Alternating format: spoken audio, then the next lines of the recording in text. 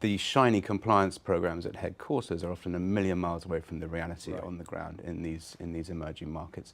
That doesn't mean corruption just manifests itself in these far-flung places. It manifests itself at home, and I believe Germany is going to reference some of the issues relating to German corporates at the moment. But the main reason, there are three main reasons why companies are experiencing this gap between the compliance programs at headquarters and the reality on the ground. And one is an insufficient focus on third-party risk. As it won't have escaped the audience's notice that the vast majority of large enforcement actions at the moment involve third parties in some way. And it is the case that the third-party risk management part of a compliance program is often not reflective of the extent of the risk that those third parties present to a company in these places, the use of distributors, the use of agents, and so on. Right. The second area is in the inability or the failure of companies to understand the realities of how corruption manifests itself on the ground.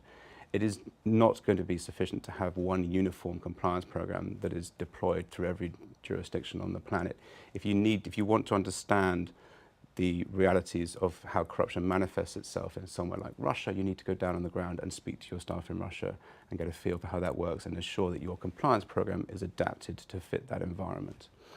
And the third area is a lack of effective detection mechanisms and resources, frankly. So we just published a survey for 1,000 respondents from the compliance community around the world. And one of the interesting findings I found was that 46% of those over 1,000 respondents had compliance budgets of less than $250,000.